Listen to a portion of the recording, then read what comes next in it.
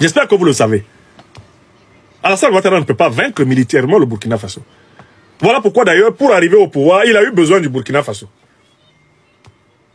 Si en Côte d'Ivoire, là, Ouattara était capable de lever une force militaire efficace, il n'aurait jamais eu besoin du Burkina Faso pour arriver au pouvoir. C'est bien parce que le Burkina Faso a une tradition militaire, une tradition guerrière, une tradition de combat beaucoup plus forte que celle que nous avons en Côte d'Ivoire, qu'Alassane Dramane Ouattara ne peut pas vaincre militairement le Burkina Faso. Il faut qu'on se dise la vérité. L'armée ivoirienne ne peut pas vaincre militairement l'armée burkinabé. Blague à part, comme on dit au quartier. Parce qu'il y a une tradition militaire de l'armée burkinabé. Et le Burkina Faso a été longtemps dirigé par des militaires. J'espère que vous vous en rendez compte. Depuis le temps d'Aboubacar Sangoulé Lamizana jusqu'à celui de Saé Zerbo, de Jean-Baptiste Ouedraogo, jusqu'au temps de Thomas Sankara, de Blaise Compaoré, de Yacouba Isaac Zida, de Paul-Henri Sandaogo Damiba, jusqu'à aujourd'hui, Ibrahim Traoré. Le Burkina Faso est un pays qui a une tradition de pouvoir militaire. Et on ne joue pas avec un pays où l'armée a souvent exercé le pouvoir d'État.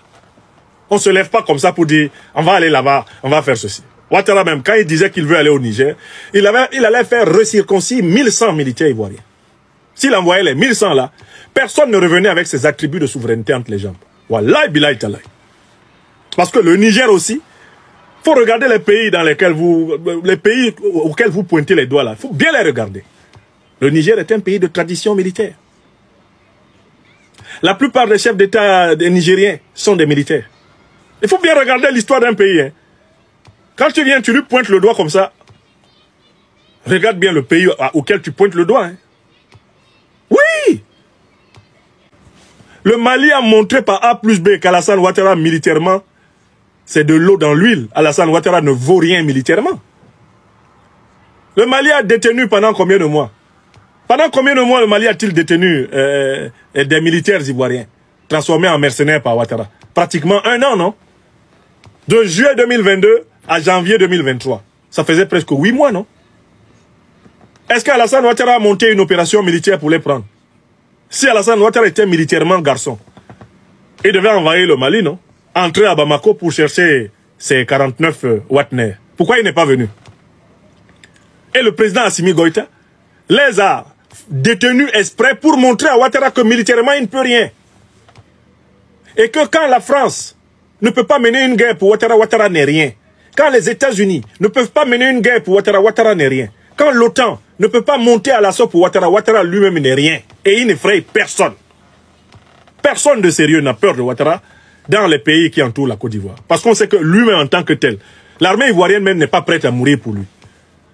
Je l'ai dit plusieurs fois, s'il avait envoyé 1100 militaires ivoiriens, ce sont les 1100 là qui allaient l'arrêter, lui, Ouattara. Au moment où il les envoie à l'aéroport, il s'arrête à sa résidence. Que ce soit à Assini ou au plateau. Ils l'arrêtent et ils lui disent qu'on ne veut pas aller mourir pour toi là-bas. Toi-même, viens ici, tu t'assois. Les 1100 qu'il allait monter là, ce sont ceux qui allaient ceinturer Ouattara, le menotter et dire on est fatigué de toi. Pourquoi tu nous envoies être transformé en Kilichi à Niamey? On est fatigué de toi. Ce sont eux-mêmes qui allaient le faire asseoir pour lui donner des conseils. Donc, Adjoumani, sur quoi vous comptez? On sait que vous comptez sur les troupes occidentales en Côte d'Ivoire. C'est très clair. Et c'est sur cette base que vous menacez la paix dans la sous-région.